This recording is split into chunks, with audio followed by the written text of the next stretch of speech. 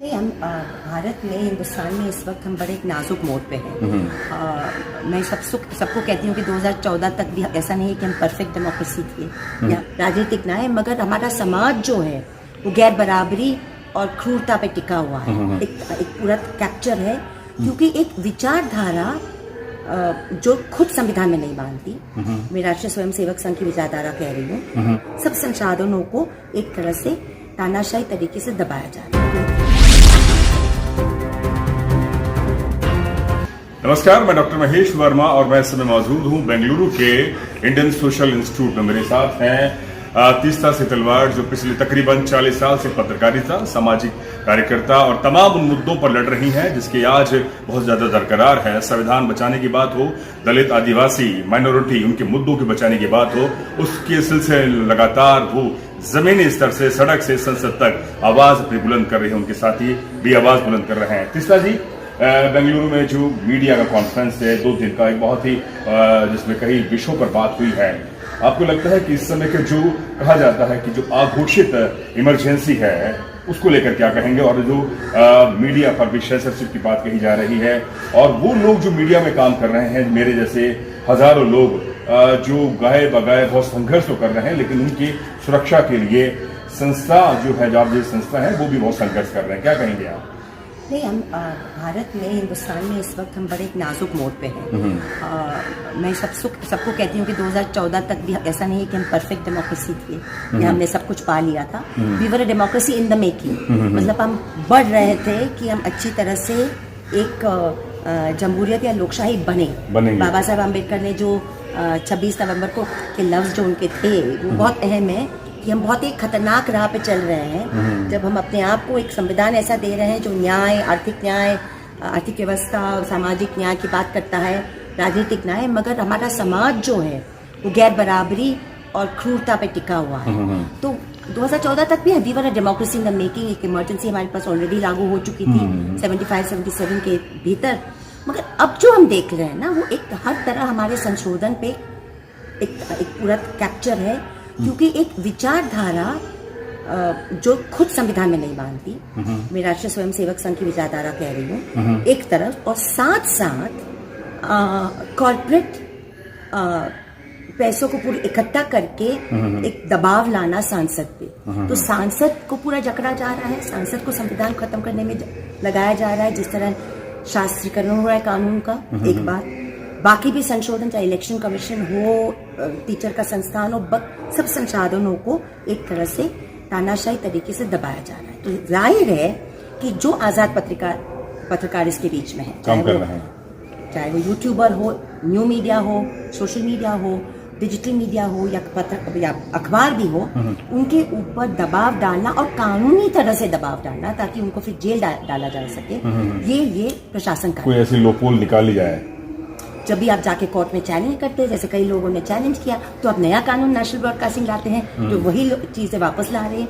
तो ये बहुत ही एक हम तो उसको प्रोटोफासिस्ट सरकार कहते हैं। इस समय के मौजूदा दौर की बात करें तो जो खासतौर पर दलित और आदिवासी समुदाय है, उसके बारे में कहा जाता था कि इसकी बहुत तरक्की होगी, उसको संविधान में जो एक रिप्रेजेंटेशन की जो बात कही जा रही है, लेकिन जमीन पर हालात बहुत ज्यादा बेहतर नहीं है।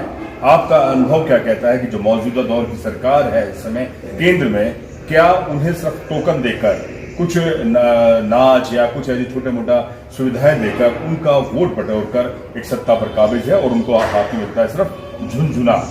जी, ये बिल्कुल सही है जो आपने कहा कि एक तरह से टोकनिज्म करके, चाहे वो आपको राष्ट्रपिता बनाना हो, राष्ट्रपति बनाने हो, टोकन रिप्रेजेंटेशन करना हो, पूरे SC/ST रिजर्व सीट से जितवाना कई लोगों को, और फिर उनको अपने लोगों के अधिकार के लिए नहीं लड़ने देना। मतलब मेरा एक सवाल है कि मैं जो भी हमारे शेड्यूल कास्ट जो भारतीय जनता पार्टी के सांसद हैं, मैं उनको रिस्पेक्ट करती हूँ। ठीक है, आप वो समुदाय से हैं जिसको सालों से समाज ने दबाया है, मगर क्या आप अपने कम्युनिटी के सवाल उठा पाते हैं? ये जब हाथरस होती है कि कोई भारतीय जनता पार्टी का दलित सांसद उठाता है, या जब भी आप इंद्रजीत मेघवाल का केस जो गहलोत सरकार के अंदर हुआ था, उनकी सरकारों में चाहे कांग्रेस हो या बीजेपी हो, अट्रॉसिटीज दलित के खिलाफ होती रही है और रोजाना दलित महिला के खिलाफ होती है। दलित महिला और भी शोषित है दलित मर्द के मुकाबले में। और प्रशासन तो अनफॉर्चुनेटली सेक्युलर लिबरल ताकतों ने भी बहुत ज्यादा जगह नहीं दी हमारे ये समाजों को, चाहे वो SC/ST हो, आदिवासी हो, दलित हो, माइनॉरिटीज भी हो, जो इस समय विपक्ष में है, उन्होंने भी जितना देना चाहिए उतना नहीं दिया मेरे हिसाब से। मगर ये जो आज की सरकार है 9.5-10 साल वाली, वो तो एक मानसिक तरीके से पूरा दबाव करना चाहती है। क्योंकि जैसे कल भी कहा गया एक सेशन में कि ठीक है आपने एक तरह का राम मंदिर अयोध्या में बना दिया, उसके बारे में अभी कुछ नहीं कहूंगी क्योंकि बड़ा सेंसिटिव मामला है। मगर जो टेलीविजन चैनलों पे जिस तरह का संस्कृति के बारे में दिखाया रात दिन थ्रू एडवर्टीजमेंट्स, मतलब कॉर्पोरेट दे रहा है सरकार, वो मतलब मैं मानती हूँ वो हिंदू धर्म से कुछ लेना देना नहीं था उसका। वो सिर्फ एक तरह ऊपर तबका जिसको हम कहते हैं संस्कृताइजेशन या ब्राह्मणिज्म को बढ़ावा देना और इरेशनैलिटी को, मतलब कि आप बिना सोच को कुछ चीजों को फॉलो करो ताकि आप अंधश्रद्धा में फंस जाओ, और अंधश्रद्धा और रिचुअल में फंसे रहो। वो समाज जब फंसा रहता है उस अंधेधुन में तो सवाल नहीं करता न माँ बाप से, न सरकार से, न समाज से। और बाबा साहेब अम्बेडकर को मैं बार बार इसलिए याद करती हूँ क्योंकि उन्होंने कहा था शिक्षित हो, संगठित हो और फिर संघर्ष करो। क्या शिक्षित, संगठित और संघर्ष रहने पर क्या ये सरकार दलित, आदिवासी, अल्पसंख्यक, आप और हमें आजादी देगी? क्या वो चाहती है कि रोहित वेमुला जैसे स्कॉलर जो निकलते हैं और ओपन मेरिट में आते हैं, उन्होंने SC कोटा में नहीं अपने आप को दिया, उन्होंने जनरल कोटा में, वो कार्ल सगान उनका एक सपना था कि मैं कार्ल सगान जैसे बनूं, मैं सितारों के बारे में रिसर्च करूं, और उनको खुदकुशी करनी पड़ रही क्योंकि एक केंद्रीय मंत्री, 2 केंद्रीय मंत्री उनके पीछे पड़ गए। तो ये सरकारों की जो चीज है दलित आदिवासियों के खिलाफ, हाथरस का कांड होता है, उन्नाव का कांड होता है, और आदिवासी बहन भाइयों के साथ जो 40 साल लड़ के उन्होंने एक कानून अपने आप को दिया, फॉरेस्ट राइट्स एक्ट संशोधन कानून 2006 को, उसके खत्म करने के लिए यह सरकार के लिए है। तो मैं मानती हूँ हर तरह से वंचित समाज के खिलाफ है। खुल के आपको मुसलमान उनका दुश्मन लगता है, मगर उनका दुश्मन दलित भी है और आदिवासी। गुजरात राइट्स के मामले में आप लगातार लड़ाई लड़ती रही हैं। क्या आपको लगता है कि गुजरात की उन पीड़ित जनता को न्याय मिल पाया है? मैं अपने आप को रात दिन ये सवाल पूछती रहती हूँ, और इतना ही कह सकती हूँ कि अंग्रेजी में एक कहावत है कि is the glass half empty और is the glass half full, और यही मेरा जवाब है क्योंकि मेरे पास जवाब है ही। 174 लोगों को सजा देने का काम हमारी संस्था ने किया, इसमें से 124 लोगों को उम्र कैद की सजा दिलवाई। हमने सजाए मौत से हम खिलाफ थे। जैसे सरकारें बदली तो जुडिशरी ने भी कई लोगों को उसके बाद छोड़ दिया, मगर ये 124 लोगों को उम्र कैद की सजा जब पहले कोर्ट में सुनवाई और 5 साल वो लोग अंदर थे, ये पहली बार इतिहास की बात है कि कन्विक्शन है। कभी भी कोई भी अल्पसंख्यकों के साथ हिंसा, जनसंहार हुआ है या दलितों के साथ हुआ है तो कन्विक्शन हुआ नहीं है। और मैं मानती हूँ वो हाफ फुल की बात है, और हाफ एम्प्टी की जहाँ बात है कि बाद में वो छूटते गए, जैसे हवा बदलती गई, और उससे भी एक सीख मिलती है। इस समय के जो मौजूदा दौर में जो विपक्ष में है जो लोग, इसमें कांग्रेस हैं और भी जो लोग पार्टीज हैं, क्या आपको लगता है कि वो मुखर होकर इस समय जो सत्ताधारी विचार है जो सत्ता पर काबिज हैं, उनके खिलाफ वो सड़कों पर आ रहे हैं मुद्दों को लेकर? क्योंकि कई बार ऐसा लगता है कि वो उन्होंने भी कई बार सरेंडर हो गए हैं, या उसके सराउंडिंग वो लोग हैं जो कहीं ना कहीं उन लोगों से मिले हुए हैं और दम भरते हैं कि हम विपक्ष में हैं।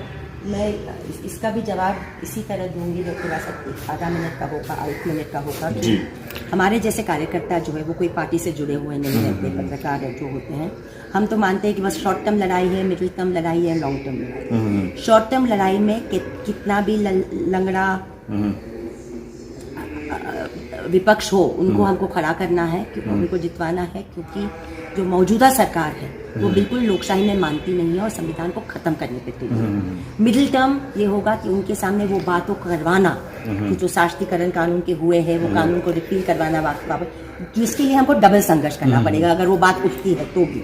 और तीसरा है कि हमको एक ट्रांसफॉर्मेटिव पॉलिटिक्स चाहिए जो ये विपक्ष से हमको नहीं दिए।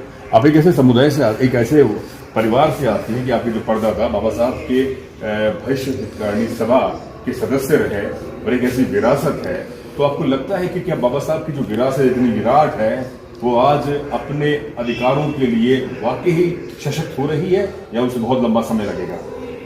कुछ तो समय लगेगा, क्योंकि ना समाज उसके लिए तैयार है, ना राजनीति तैयार है। और आपस में हमारे जो दलित भाई बहन हैं और बाकी जो समाज है जिसपे ज्यादा जिम्मेदारी है, जो दलित नहीं है, वो ये इश्यू को जितना जोरों से बनाना चाहिए, जैसे बहिष्कृत क्रिश्चियन सभा जब बनी थी तो बाकी 1924 में, तो बाकी समाज के लोगों ने बाबा साहब अम्बेडकर को बोला कि ये बहुत जरूरी है। उन्होंने पहचाना कि बाबा साहब अम्बेडकर एक विजनरी थे, जो बात कर सकते थे रैशनली और इतने गहराई से जो और कोई नहीं कर सकता। तो ये जो बात है आपस में एक दूसरे को रिकग्नाइज करके वंचित समाज के इतने बड़े इंटेलेक्चुअल और लीडर को समझाना और आगे करना, ये क्या हमारे आज की राजनीति में हो सकता है? इतनी सच्चाई नहीं है। मुझे लगता है कि आपस में बातचीत ही नहीं हो रही है अलग अलग विचारधाराओं के बीच में, क्योंकि हमारे अगर मैं जाती हूँ, मैं काफी घूमती हूँ सारे भारत में, संघर्ष तो हर जगह हो रहा है, संघर्ष हो रहे हैं, ऐसा नहीं कि लोग खामोश बैठे, मगर एक दूसरे के संघर्ष को समझना, एलाइशिप बनाना, कभी कभी हमारी आइडेंटिटी को थोड़ा पीछे रखकर दूसरे के लिए खड़ा होना, ये कहीं ना कहीं मिसिंग है। बहुत बहुत शुक्रिया तीस्ता जी ने जो बात कही है कि वाकई कहीं ना कहीं वो मिसिंग है और इसी मिसिंग को दूर करना होगा। और यही इस मीडिया सेमिनार में अलग अलग जो मीडिया के आसपास के जो मुद्दे हैं और पत्रकारी संस्थाओं को सुरक्षित रखने के लिए जो बात कही जा रही है, उसी को लेकर आज बड़े बड़े पत्रकार और लेखक और सामाजिक कार्यकर्ता अपनी आवाज को बुलंद कर रहे। बहुत बहुत शुक्रिया, फिर मिलेंगे वरना आपसे, धन्यवाद। वीडियो अच्छा लगा तो चैनल को सब्सक्राइब करें, वीडियो को शेयर करें और ज्वाइन बटन दबाकर आर्थिक सहयोग करें।